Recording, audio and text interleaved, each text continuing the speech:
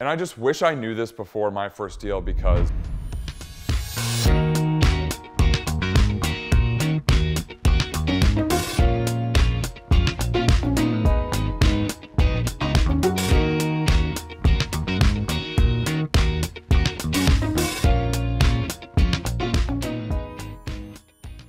welcome back to part 2 of New to Real Estate, What Now? Last time we talked about how to pick a firm, how to align with the right people, how to find a mentor in the business. Today, we're gonna get to the real meat and potatoes. We're gonna talk about getting your first couple of deals and how to get there. Before you even think about closing your first deal or getting your first contract, you need to get into the right mindset. You need to get into the mindset of being willing to do what no one else is willing to do. That's what's gonna get you ahead. That's what's gonna give you that edge that most of your competition, especially if you're a new agent, most of your other new agents that you're competing with, they will not have that mindset. And that's gonna play a critical role in this video today. So to start, one of the big things is that you have the choice of time investments or financial investments when you're trying to invest in your business. Would you rather take the time to do things that are cheaper and less expensive to do, or spend a lot of money on things that could be quicker but can be much more expensive? What does that look like? Things like time investments are open houses, door knocking, cold calling, networking. Things like financial investments, buying leads, paying for advertisements, paying for video, things like that. So there's a big difference. And if you're a new agent and you don't want to spend a lot of money, a lot of new agents will utilize the time investment strategy. And that was what I personally did when I started.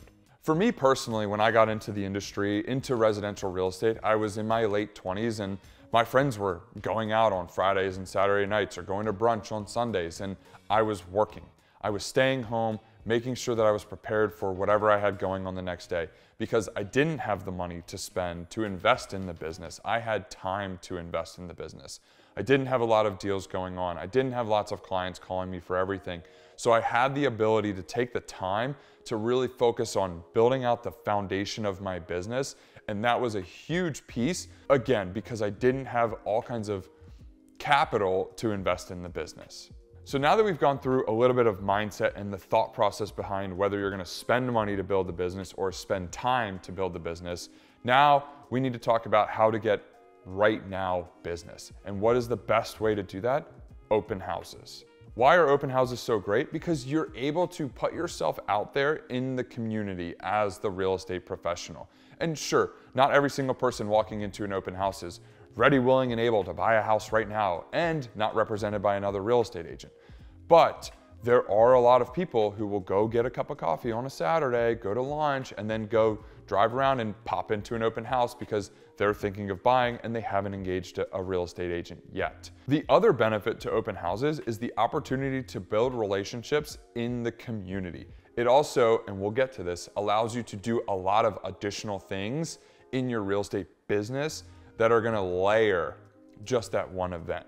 The last piece on open houses for right now business that's super crucial is it allows you to build your database. If you don't have a huge network or you're brand new to this city that you're doing real estate in, you need to build your database and you need to build it quick. Your database and your CRM is your whole world.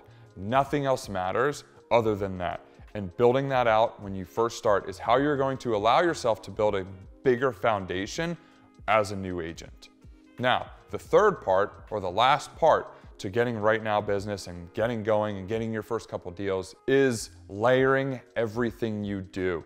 So one of the best ways to layer your business as a new agent is open houses. Instead of just doing the open house on Saturday, why don't you on Wednesday when you lock up the open house, go door knock around the neighborhood and introduce yourself. Let the neighbors know what's going to be happening over the weekend.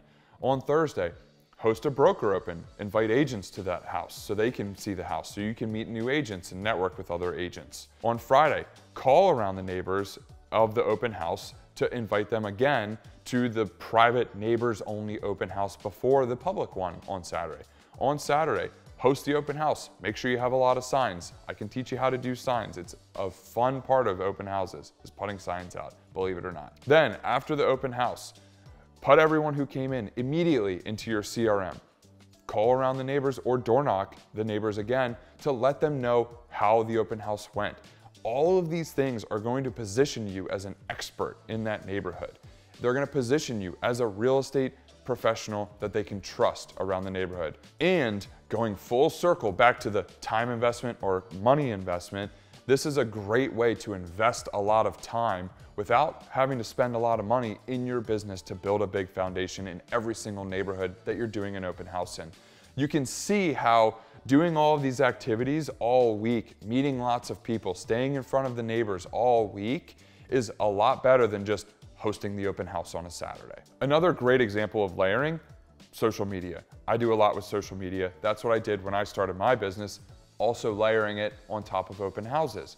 How would layering social media work with a new business as a real estate agent? Funny you ask, I will tell you. What it looks like is you're posting every single thing you're doing. When you're going and door knocking, when you're cold calling, whatever it is, when you're hosting the open house, post it on social media, whether it's a full post or a story. I personally like stories a lot more because it's less intrusive. You're not asking people to do anything. They're just casually watching your stories. And if you're a brand new agent and you have a lot of friends and they're watching you on social media, guess what? The more they see that you're actually out doing real estate activities, the more they are going to start thinking of you as a real estate expert, a real estate professional, and a realtor who's building a business that they want to work with.